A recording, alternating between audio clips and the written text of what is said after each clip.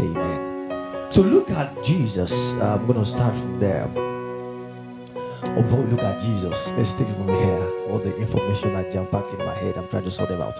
So usually, of course, you know that we have the Holy Spirit, which some people will taste that maybe is a force or it's a breath, but the Holy Spirit is a person, right? It's the Bible doesn't use the word Trinity, but it doesn't matter. But the Holy Spirit of God is a person. That it's not a New Testament phenomenon. You're going to see the Spirit of God right from the Old Testament text. Before Jesus was born, before Jesus died and rose again, you can always see the work of the Spirit. In Genesis chapter 1 from verses 1 to 4, the Bible says, in the beginning God created the heaven and the earth was without form and void, and the darkness covered the face of the deep, and the Spirit of God moved upon the face of the waters. And God said, let there be light. And there was light. God saw that the light was good, so he divided the light from the darkness, called the light day, called the darkness night, the evening and the morning the first day. That's Genesis chapter 1 from verse 1 to 5. So now here look at what the Bible shows us. Darkness upon the face of the deep, darkness on the earth, but God is going to shine his light. How? He's going to shine his light by his Spirit. So he says the Spirit of God moved upon the face of the waters, and then God said, let there be light. And in those 5 verses, you know, God already shows us how he is going to do what he will do on the earth. He will do it by his Spirit. He will do it by his Spirit. Darkness cover the face of the deep. The Spirit of God will move upon the face of the waters, and then there will be light. So anything that God is going to accomplish in the life of anybody on the earth today will be done by his Spirit. So he makes that subject of the Spirit of God very important. So it means that if you don't understand what the Holy Ghost does, you don't understand how the Holy Ghost does his things, what's going to happen to you? You are not going to find yourself in the flow of what God is doing. That's what's going to happen. You won't find yourself in the flow. It doesn't mean the Spirit of God will not move or God will not walk. No, God is going to go about his work. God is going to go about his things. But you are the one that now has to understand how God does it, so that you can get carried with the tide. So God is going to do his work on the earth by his Spirit. That's what he's going to do. And all through the Old Testament, you're going to see that again and again. The Spirit of God came upon him, and I'm not going into all the details because it's not necessary now. So here is now Jesus. Is God as a man? John chapter 1. Pardon me now. Look at it from verse number 10. I want us to read this text together so that you can flow together with me. John chapter 1 from verse number 10 first to verse number 14. Look at how John talks about Jesus to us, and pay very keen attention. John chapter 1 from verse 10. Are you there? Are we all ready now? So let's take it together. 1, 2, 3, go. He was in the world, and the world was made by him, and the world knew him not. Verse number 11. He came unto his own, and his own received him not. Verse number 12. But as many as received him, to them gave he power to become the sons of God, even to them that believe on his name. Verse number 13. Which were born not of blood, nor of the will of the flesh, nor of the will of man, but of God. And verse number 14. And the word was made flesh and dwelt amongst us, and we beheld his glory, the glory as of the only begotten of the Father. Is full of grace and truth. So John says that Jesus is the only begotten of the Father. That's one of the first few facts that John shows us about Jesus. He is the only begotten of the Father. How? Because he had said in verse number 12, he is born not of the flesh, he is born not of blood, he is born not of the will of man, he is born of God. Born not of blood, born not of the will of the flesh, born not of man, he is born of God. So the scripture shows us that Jesus is born of God. In verse number 18 it says, no man has seen God at any time, the only begotten Son, which is in the bosom of the Father, he has declared him. So Jesus is born of God. How can a man be born when he's old? Is he going to enter the second time into his mother's womb and be born? It says no. Except the man be born of water, which is the Spirit. He cannot enter into the kingdom of God. That which is born of the flesh is flesh, and that which is born of the Spirit is spirit. So to be born of God in John chapter 1 verse 14 is to be born of the Spirit in John chapter 3 verse 6.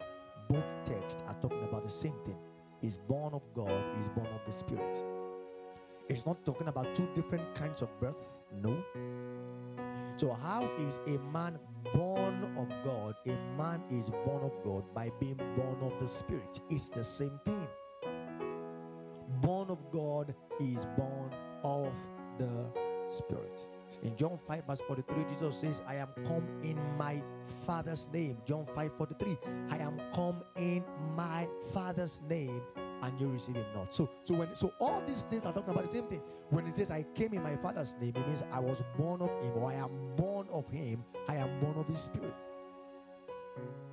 Born of him, born of his Spirit. So the scriptures are very clear about that fact in Jesus' life. He is born of the Spirit. He is born of God. In redemption terms today, that is what we call the new birth. When a man is born again, we say he's now born of God. God is now his dad. God is now his father. Because he's born again. He believes that God rose Jesus from the dead. So we say he's now born again. He's born of the Spirit. Jesus was the first person in our context today to say to be born of this, to be born again, something like that. He is born of the Father. He is born of the Spirit. That happened at his birth.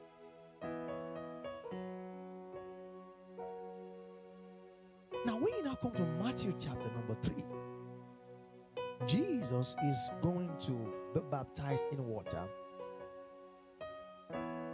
so that John could introduce him to the nation of Israel as their Messiah. Matthew chapter number 3 verses 16 and 17. And Jesus, when he was baptized, went up straight away out of the water, and lo, the heavens were opened unto him, and he saw the Spirit of God descending like a dove and lighting upon him. See, what are you talking about? I thought he's born of the Spirit. How can somebody be born of the Spirit, then you saw the Spirit of God descending upon him? Where did he descend from? Hallelujah to Jesus. Where did he descend from? It appears as though maybe there are two kinds of spirits. Maybe there is a spirit that he was born with, then later there is now another spirit that now descended upon him. No. It's Bible language. I will explain it to you. Now, have you seen someone, maybe someone that you've always known to be very gentle, suddenly loses it? And the person is like, what does that? Don't. And then you say, what came over you? Now, when you say what came over you, did something come upon the person's head? Hallelujah. So what do you mean by what came over you? This thing you are doing, you don't used to. So how did it happen? So what came over you is descriptive of the person's activity, what the person did. You say that something must have come over the person for the person to have behaved like that. Are you getting the idea now? For you to have behaved like that, something must have called. Maybe someone that is very wicked now did something very good. Say, what came over you? I mean, you're not this kind of guy, so why did you do this? So when you use, it came over, something came on him, you are describing activities. What the person is doing, or what the person did, or what the person is about to do. Activities. It is not that two different kinds of spirits are working. No, don't forget, he is born of the Spirit. That means Jesus was given birth to, indwelt by the Spirit of God. Given birth to, indwelt by the Spirit of God. But here is Jesus is about to begin the work of ministry. And then the Bible says that John, now listen well, it was not that John saw a dove. A dove comes like that and then sat on Jesus' head. Don't forget how Matthew said it. The heavens were opened unto him. That was a vision.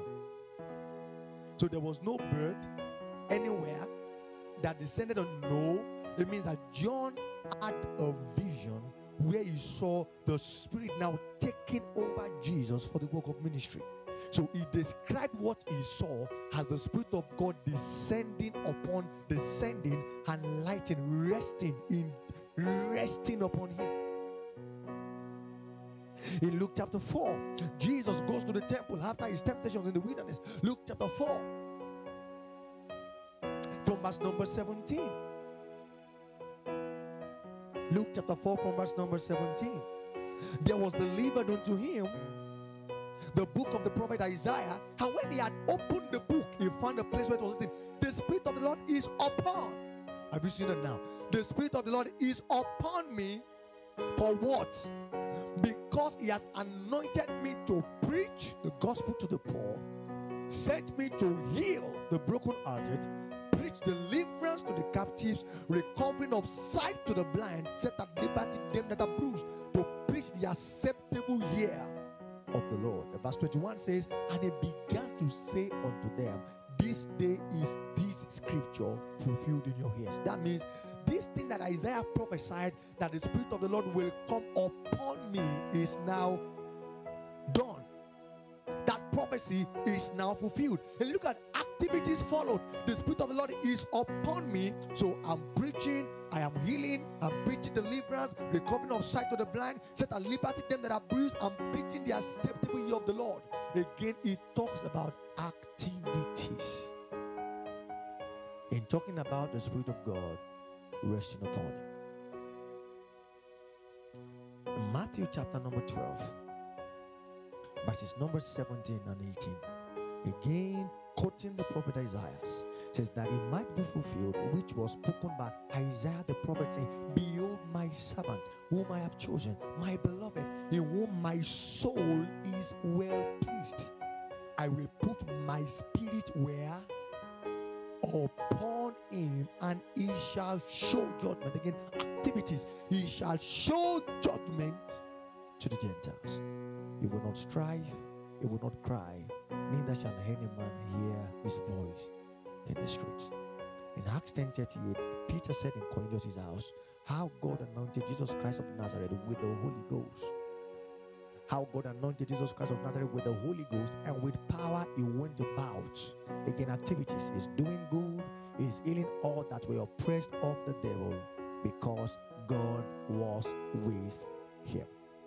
So what are the two things we have seen about Jesus? He is born of the Spirit. Is that the first thing we saw?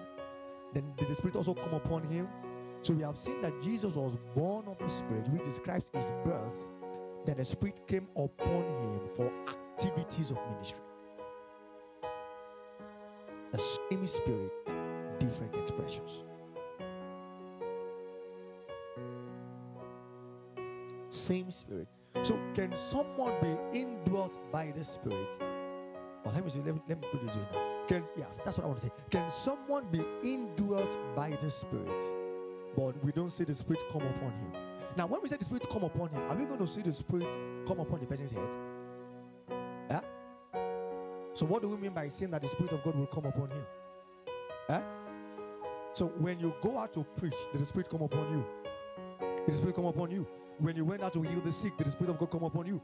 When say you're praying, is the Spirit of God coming upon you? So that's what happens. So every time activities consistent with the Spirit of God is done, the scriptures explain this as the Spirit came upon.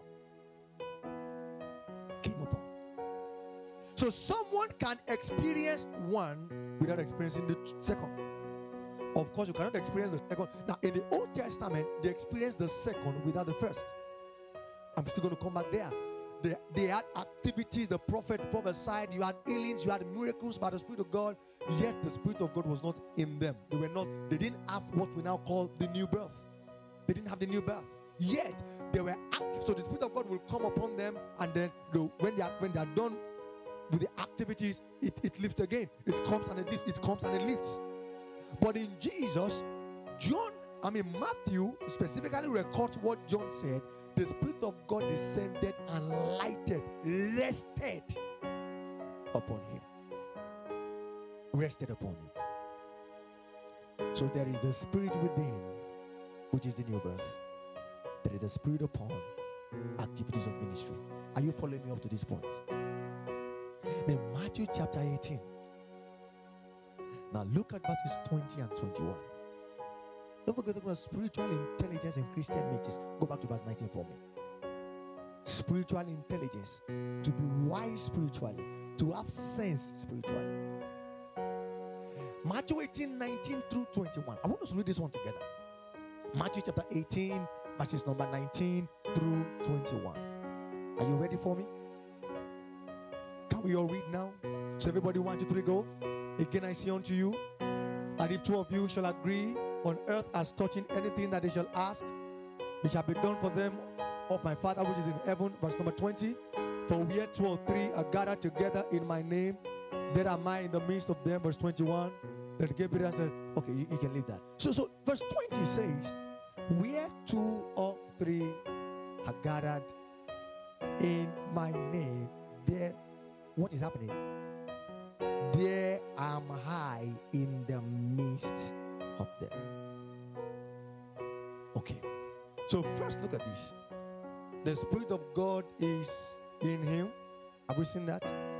The Spirit of God is on him. Have we seen that? Then his Spirit is with us when we gather together. So first he says that we have seen that the Spirit of God, Jesus has the new birth, so he is born of the Spirit. Then the Spirit of God came upon him for the work of ministry. Then he says, those of you who are mine, who gather together in my name, you will also find me gathering together with you in your midst. So look at us today. In John chapter 7, 37 through 39, the Bible says on that great day, the last day of the feast, on the third day, the last day of the feast, Jesus little voice and cried, oh, if any man thirsted, let him come unto me and drink. Verse 38. And out of his belly, as the scripture has said, shall flow what? Rivers of living water. Let's read verse 39 together, everybody. 1, 2, 3, go. But this spake he of the Spirit, which they that believe on him should receive.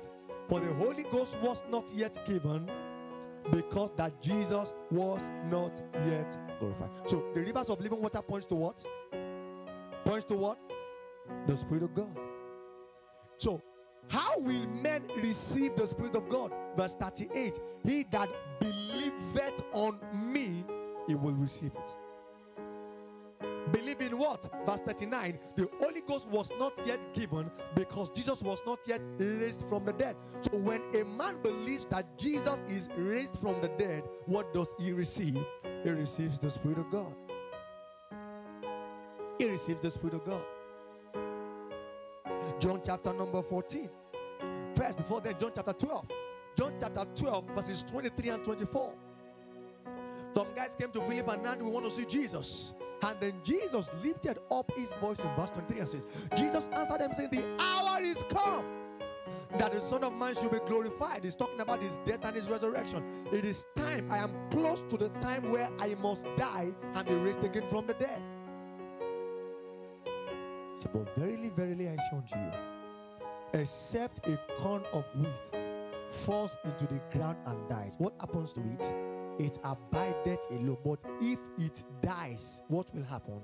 It will bring forth much fruit. So listen to me well. Definitely, if you plant a corn seed in the soil, and then a maize plant sprouts from the soil, you have the maize plant has so many corn seeds, right? So is that corn seed, will it be consistent with the nature of what you planted?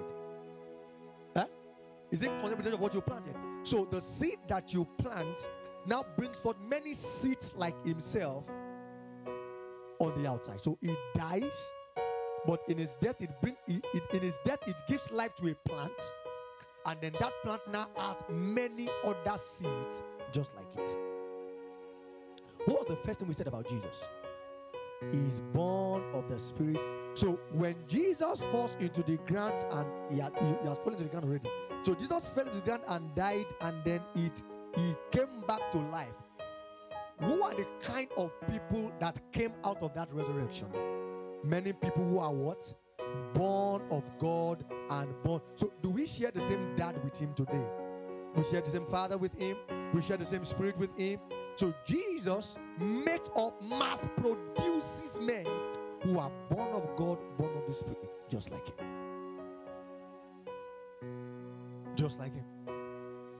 It will take you back again to what Cornelius said. I mean, Nicodemus, John 3 verse 1. Rabbi, we have heard that we know that thou art a teacher come from God, because no man can do all these things that they do except God is with him. And then Jesus said, no. Except a man be born again, he cannot see the kingdom of God. Now, it's not just that I'm a teacher sent from God, I'm born of God. Then he begins to describe a new birth. Whatever that is born of the flesh is flesh, that's natural birth. Whoever that is given birth to naturally is a natural person. Whatever that is born of the Spirit, whoever that God gives birth to is a spiritual person, is a supernatural person. Whoever God gives birth to is supernatural. So when we believed in the resurrection of Jesus, the scripture says that we became born of the Spirit. Now, that has no logic. There is no logical way to explaining that. No sensible way in the natural to explaining that.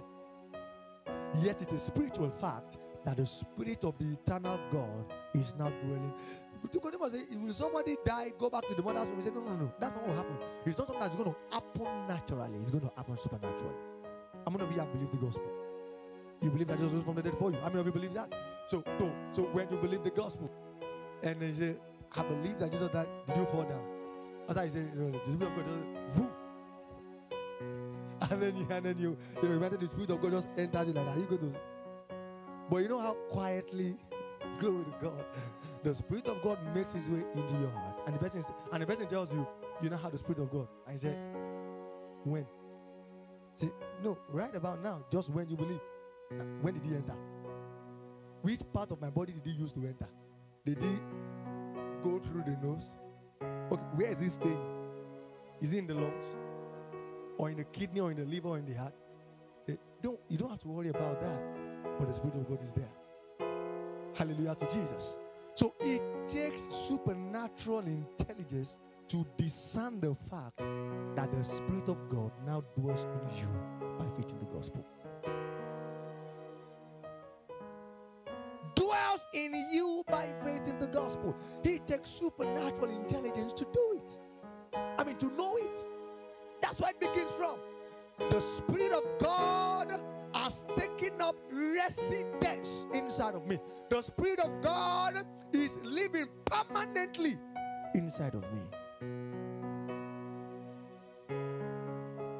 So after Jesus said in John 12:23-24, except the corn of people is going to interpret it alone, but when he dies, he brings forth more fruit. He now comes to John 14, and he says, let not your heart be troubled, from verse number 1. You believe in God, believe in me also. In my Father's house, he says, there are many mansions there. If it were not so, I would have told you, I go to prepare a place for you. Prepare a place for me for what exactly? He says, so that where I am, ye may be also. I will come again, receive you unto myself, that where I am. A lot of folks is talking about the rapture. No. It's not. In my Father's house, there are mansions in a house. I love that kind of house. My house has mansions inside. Hallelujah to God. But it's language.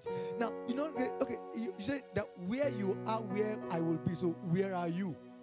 John 14 verse 8. He says, I am in my Father, and the Father is in me. John 14, 8 and 9.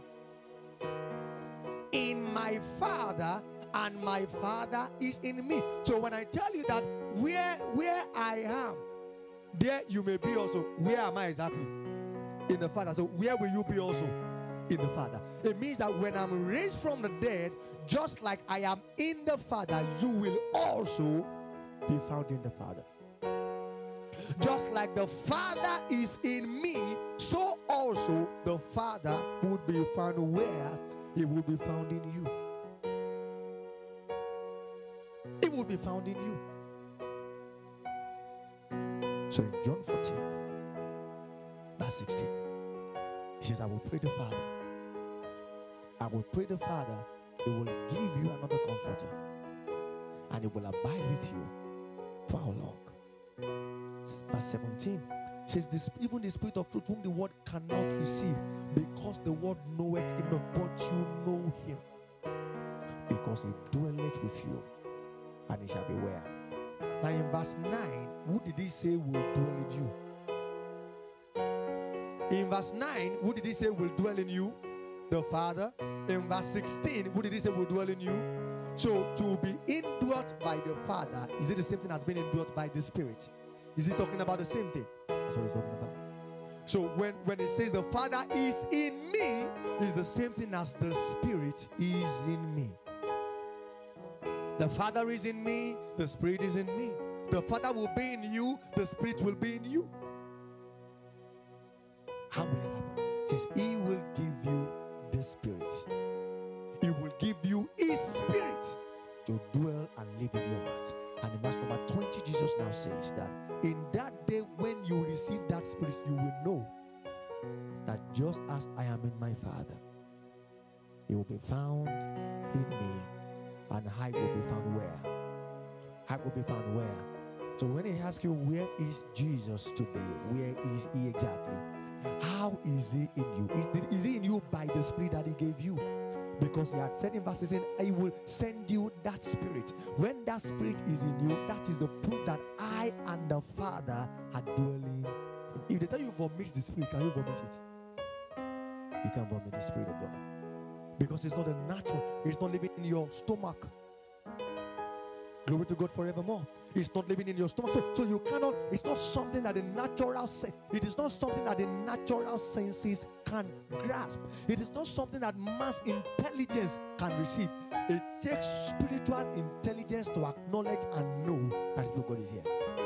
So when we go out and preach the gospel to people and we get the person say, and we get the person, you know, you can speak in tongues now. Say, how am I going to speak in tongues? So when the Spirit of God is in your heart, the Spirit of God is in your heart. He's going to give you the utterance to speak. He's going to give you the language to speak. And you're going to speak the words. How many of you get people with the Holy Ghost here? You've gotten someone speaking in tongues before. I mean original tongues. Not say after me. Ba, ba, ba, ba, ba, ba, ba. You know people do that. I can't forget it, man. Like I was in a church. And then the pastor wanted to get into what he was saying. So he said, you have to fake it till you get it. They just, you can say, ba, ba, ba, ba, ba, ba, ba, ba, ba, ba, mama, mama.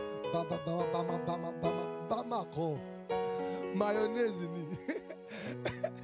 But you see, oh, Holy Ghost, the Spirit of God just lays hold of the person from the inside, and the hot trance begins to flow, and it begins to flow, and it begins to flow. The people, observe, the people that you couldn't get filled with the Holy Ghost are those who could not yet understand. The Spirit of God is where? He's. As long as they keep trying to see it by their natural senses, they will never speak. They will never speak.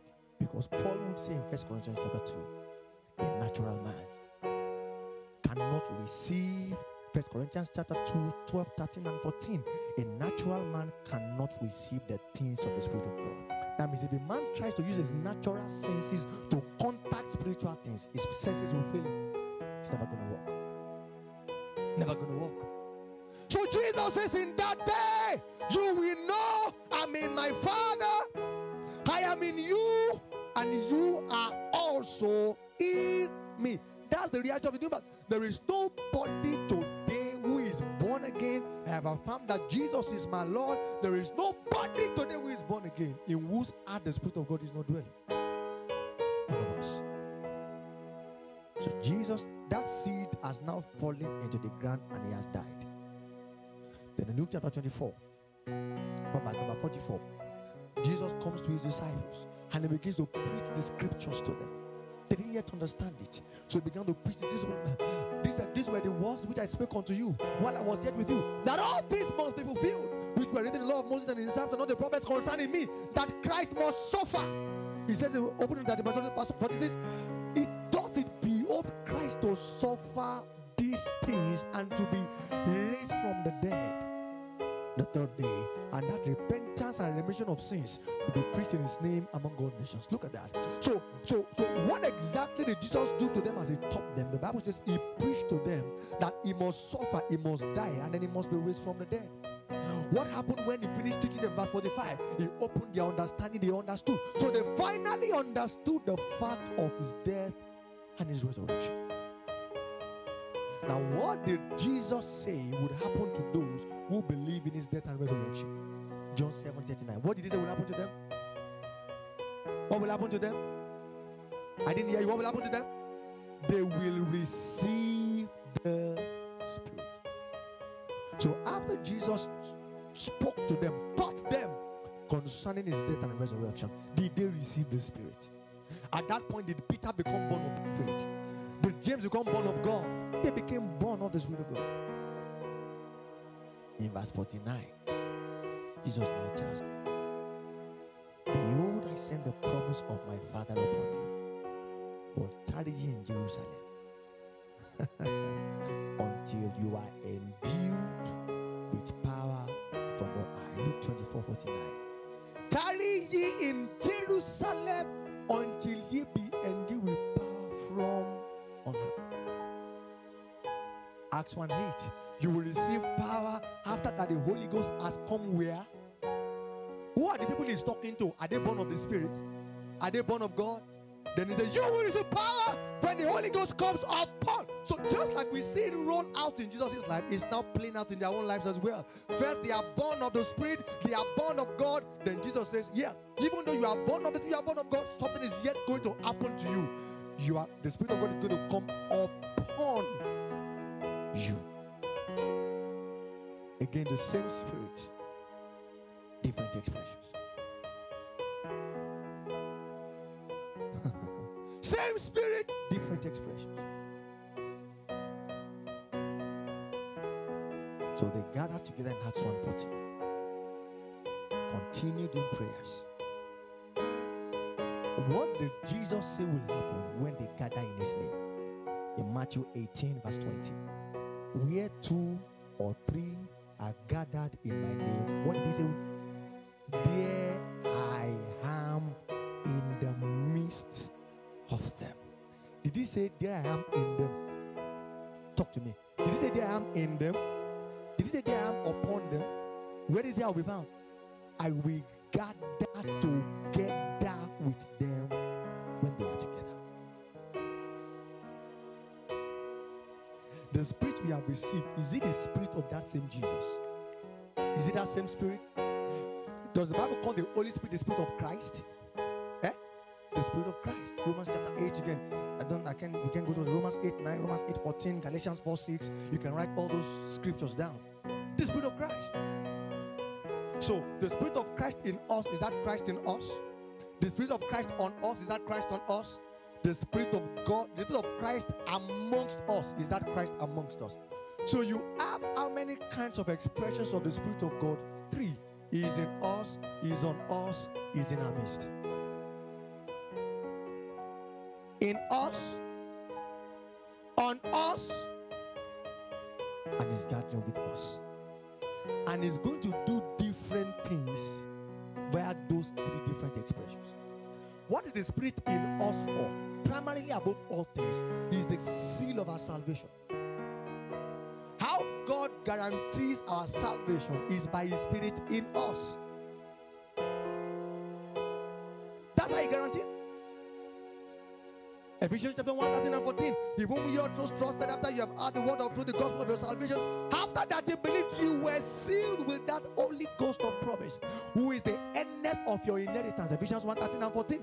Earnest of your inheritance unto the redemption of the purchased possession, unto the praise of his glory. So the Spirit within is going to ensure that you are born again. You will never perish. You will never die. The Spirit within. The Spirit upon, for what? Like we have seen, activities of ministry. He's in us for the preaching of, on us for the preaching of the gospel, on us healing the sick. He's on us working miracles. He's on us. He's on us, ministry and edification. He's on us doing all of that. But there is the Spirit amongst us. And I had a conversation some time ago with the pastor, that's the match, and he said that many charismatics emphasize the spirit within to the detriment of the spirit amongst. That means we don't talk about, the Spirit of God is in us. Glory to God. Woo! We are the temple, we are the church. Woo! We are the, how we emphasize that, yeah, we are not wrong. The Spirit of God is in us. We are the temple of the Holy Ghost. It's true. But he said that the moment you emphasize that truth to the detriment of the Spirit amongst us in our gathering, there are certain things that will happen, that should happen, that will never happen. Should happen, but will never, because you don't have the intelligence to recognize where 2 or 3 are gathered in my name. Jesus, I am present as a person in the midst of them. We don't have the intelligence. We don't have the intelligence. So we're always talking about, personal, have a, people talk about, you have to have a personal prayer. I say it's not good, it's not wrong. Say, but when you study scriptures, where from the 4 gospels, from the Old Testament to the 4 gospels, Acts and the epistles, you are going to know that the Bible is much more loud about our corporate life than your individual Christian life. For a reason. Much more louder about our corporate life as a body than about your individual life.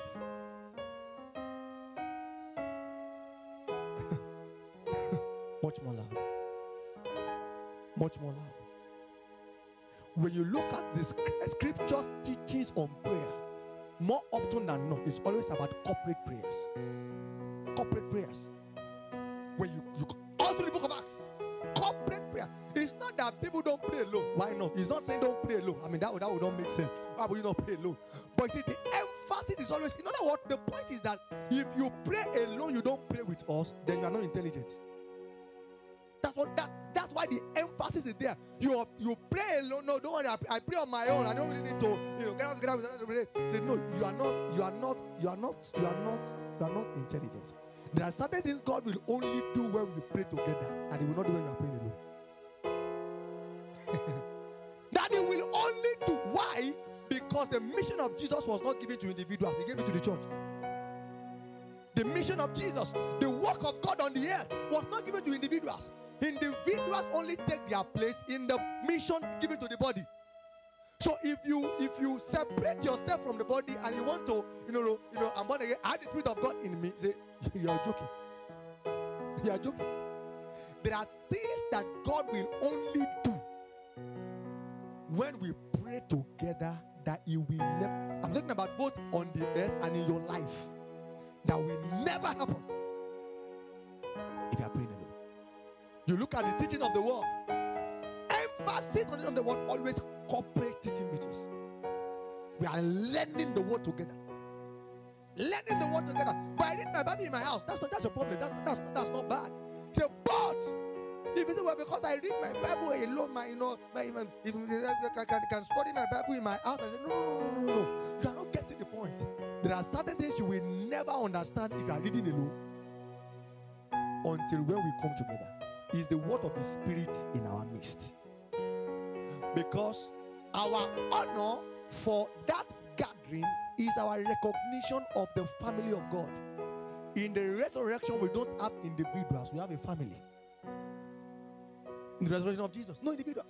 I've told you, when you study the Bible, where you will not see a place where the Bible calls you a child of God. You're only going to see children of God. Hallelujah to God. No place. All through scriptures. There's no place where the Bible calls you a son of God. No place. You are only going to see sons of God. Now we are the sons of God. It doesn't matter what we look like when we see sons of God, children of God. No place. Because there's I told you at the last for the Bible, we say, I am the righteousness of God in Christ. I say, in which scripture? In which Bible? The Bible never calls you as a person. The righteousness of God in Christ Jesus. No, it calls us. That we might be the righteousness of God. 2 Corinthians 5:21. Not you as a person. Because of the scriptures wants to drill it into our head. Honor the family. Honor the family. Honor the family. So you see, when it comes to progress in the faith, there is a whole lot of intelligence that we must have concerning what the Spirit of God does amongst us if we must take our place in it. If not, we are always going to find out that there are certain things that always seem to be lacking, things that seem to be dragging always. In 1 Corinthians 12, 1 to 11, Paul talks about the gift of the Spirit. They talked about the word of knowledge, word of wisdom, discernment of spirit, with tongues, interpretations, and prophecies, and faith, and the working of miracles and healing gifts. Yeah, I have the gift of healing. Glory to God. I have the gift of the working of miracles. I can prophesy. I have tongues. I have the interpretation of tongues. I have a word of wisdom. I have a word of knowledge. That's it. Glory, glory. He said, no. Before you shout glory, read to chapter 14. Because I explained that you have the gift, so that when you gather together, you can know how to walk in the gift. That the gift are not first for your private life, it's for the body. When we are gathered. So 1 Corinthians 14:26, and that says, when you come together, every single one of you has a psalm, has a doctrine, has a tongue, has an interpretation, has a relation. Let all these things be done unto divine. 1 Corinthians 14:26. Together. So there is always that work of the Spirit amongst us that we must see and know and acknowledge.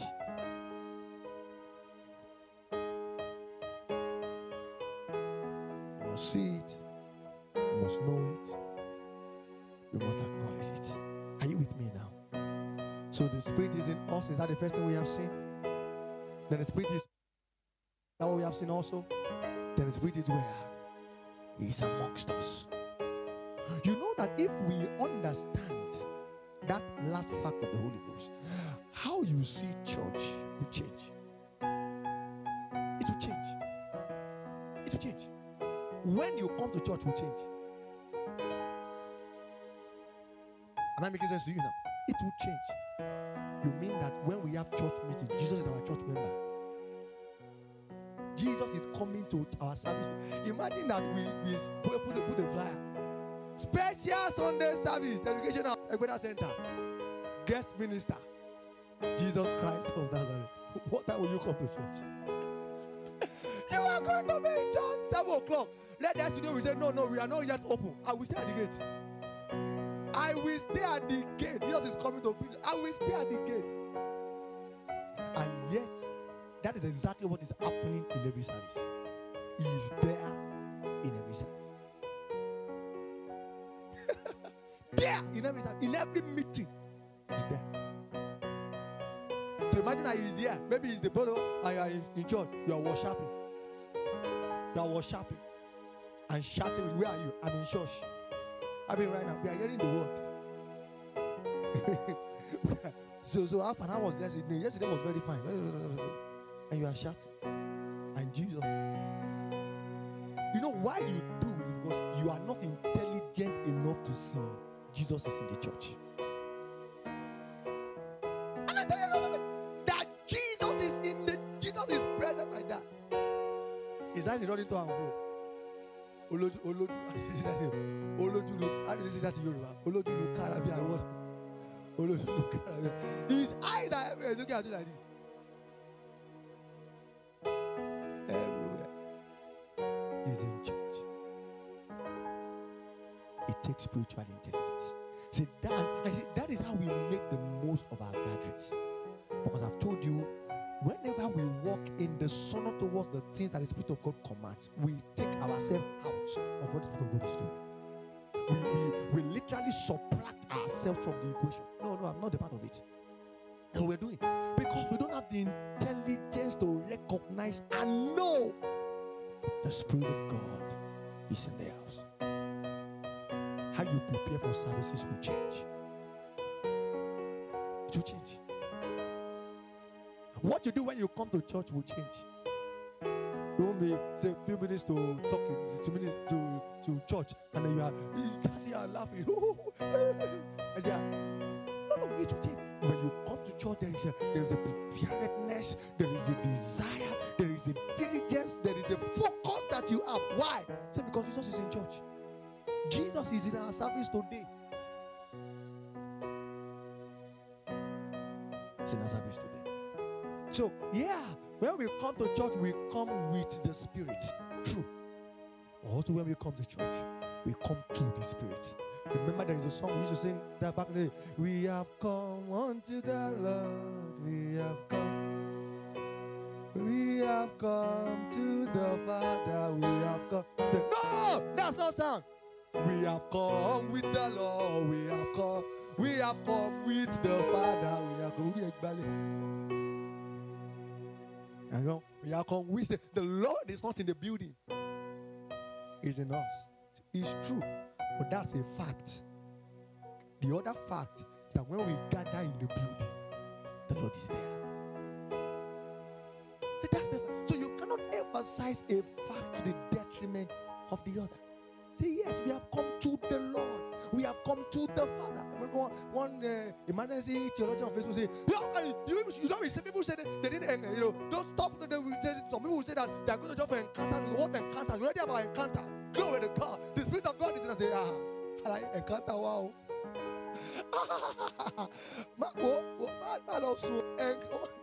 Encounter. Wow. So look at that song. There's a hand that's let it rest upon me. There's no hand. The fullness of the body is in me. I can't be singing. There's a hand of power that is moving. It rests upon me. Rest away. I know the Spirit of God is in me. Nothing has to rest upon me. It's resting in me. Glory. I'm the resting place of His hands.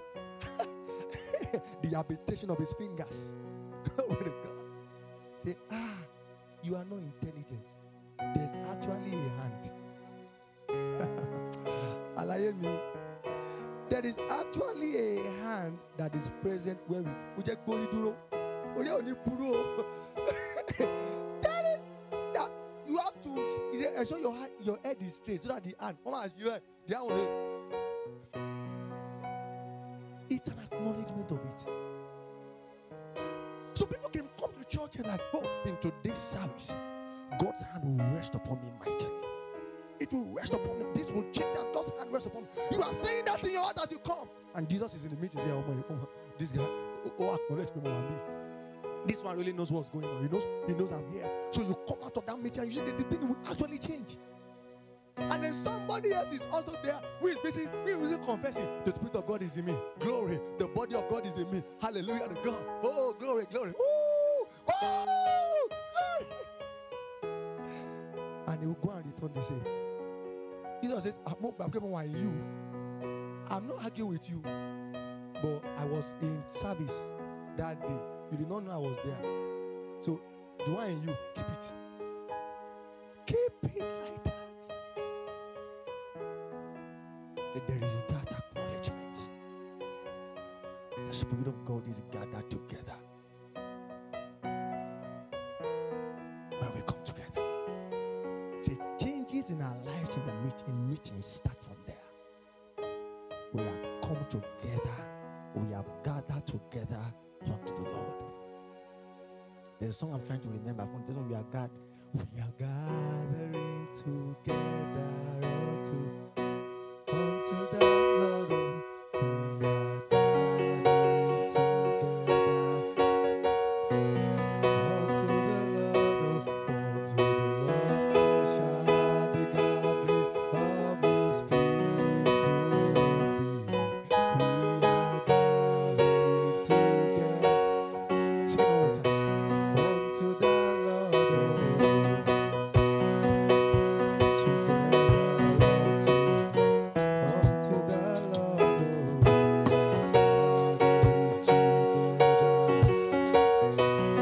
unto the Lord, unto the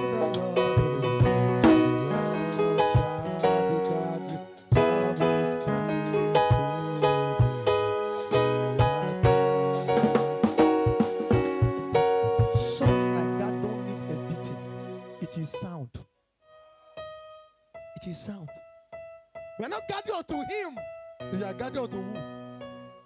Or be unto what? No. In our meetings, Jesus has given us an invitation. I want to change your life. Let's meet in church. Let's meet in church. That's what's happening. I want to change your life. I want to do something in your life. So let's meet in your service today. So he said, oh, Jesus said he's going to change my life in church today. He's going to change my life in church today. He's going to change my life in church today. So it shapes your attitude as you come. Shapes your attitude. So in every session you are alert, you are ready, you are everything is. See, listen, it doesn't have to be. We have had people in this church who got healed in teaching meetings. Do you have people like that? That they were sick in their bodies. I was not teaching on healing, nothing. I was even teaching on not something totally different. But they came to church and said, Jesus, you are here and I will be healed. And they came to church like that. Nobody said anything, but Jesus knew what they said before they came and took the sickness away. And yet there are people like that who come to church sick and return sicker. Legend of the seeker. Sick and return, and you came to Jesus the healer in the meeting. Allow me, you're wrong now. You're wrong now. Could make sense in the meeting. Say no. See, that intelligence is necessary. It's required. See, if you can have significant things in every meeting. That this happened in my life in church yesterday. I knew it because I said it before I came. I know it. But we think that maybe we are just coming to mark attendance. We are just a family meeting. We are just coming to learn. Let's just go to church today. Your alarm clock woke you up. Snooze.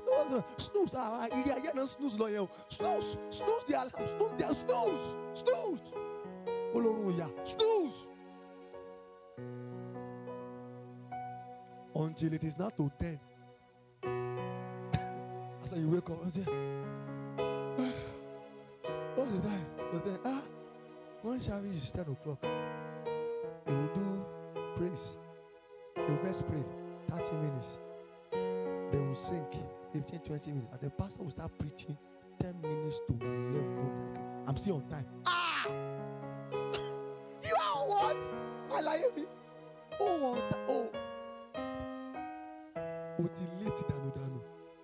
I remember there was one, I can't forget a movie I watched many years ago. One of those dramas. And then one person said, that was God, he did me today. So an angel had been there, the way they dramatized it, the angel came like that and then carried the blessing, wrapped it in that's how they did it. So the angel came and was looking everywhere. Where's Sister Bola? Where is Sister? Okay, where is Sister Janet? There's no Janet. Where is Sister Janet? Where is Sister Janet? Look everywhere. She's like, where is Sister Janet? We don't know where. Where is Janet? Everywhere. The angel look. Give every other person. Then there was one other person who was. Let's go back to Janet in there. Take it and the angel left. Sister Janet was now coming in after this. Oh God!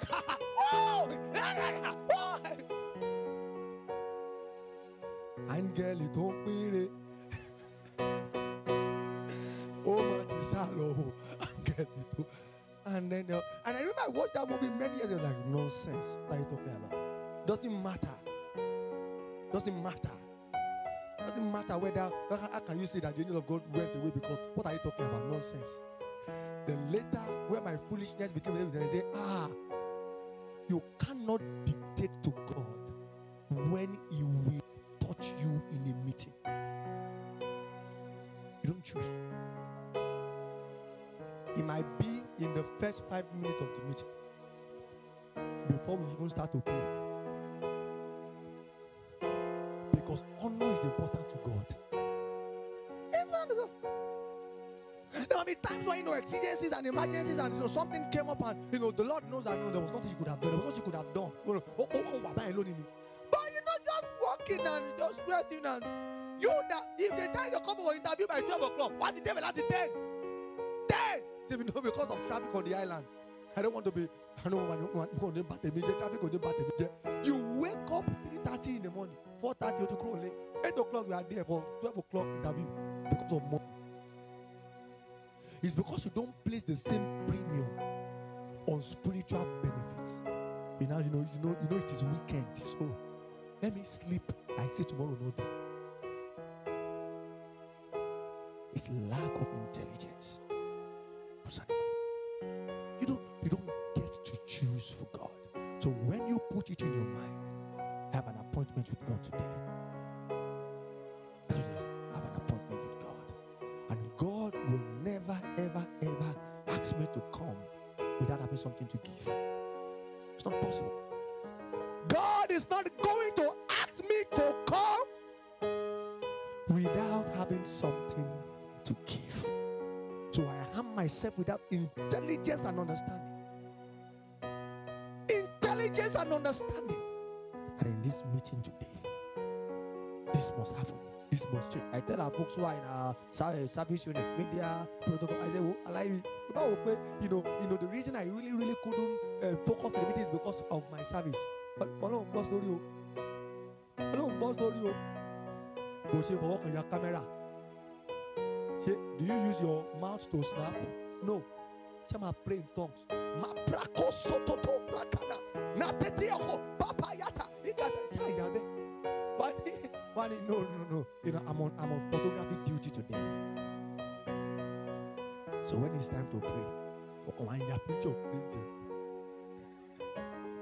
we will collect the picture for you and thank you for your service. You have missed your time. Whenever next is the next, I don't know. You will call them schedule appointment. But you don't get to choose. You can only be ready. You can only be focused. When we come to meetings like that, we are going to begin to have adventures with God, encounters with God.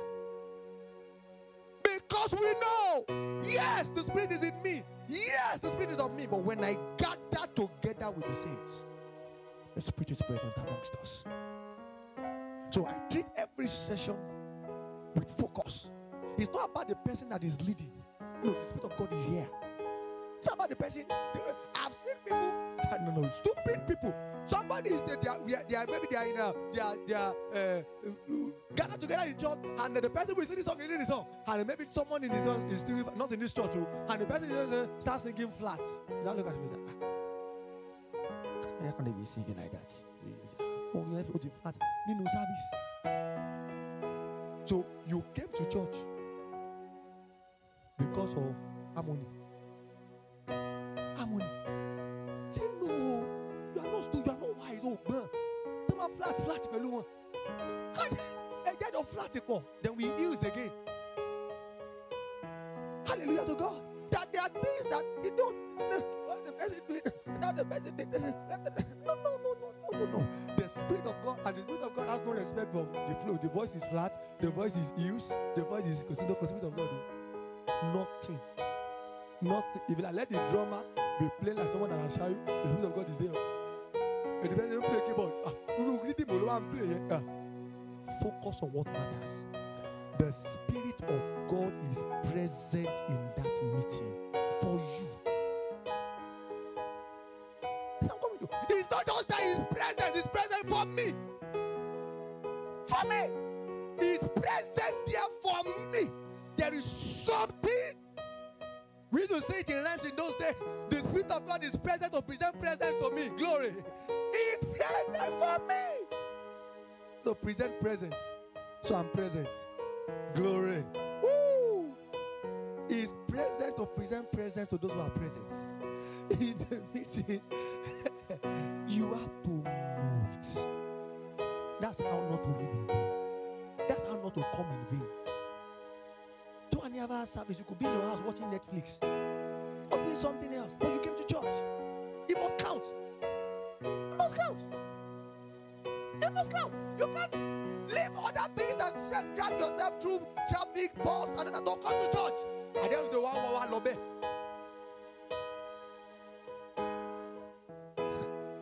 We have a song. Sorry, I'm going to be singing a song. There's a lot of music in Yoruba back in the day. Sorry for non-Yoruba speaking. Majewala la rio. Majewala la rio. Jesu.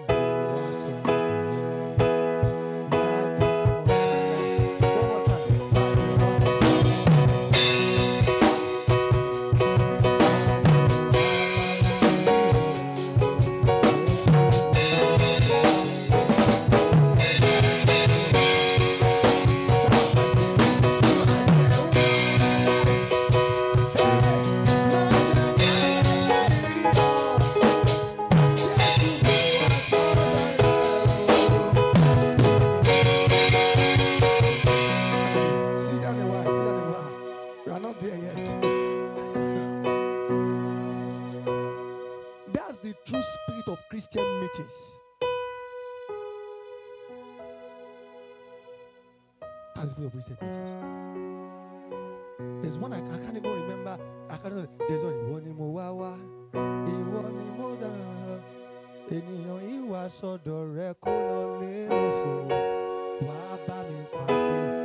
That's the true spirit of Christian meetings. I came to meet with Jesus. Listen, Jesus is in me. No, Jesus is in me. No, we know that is in you.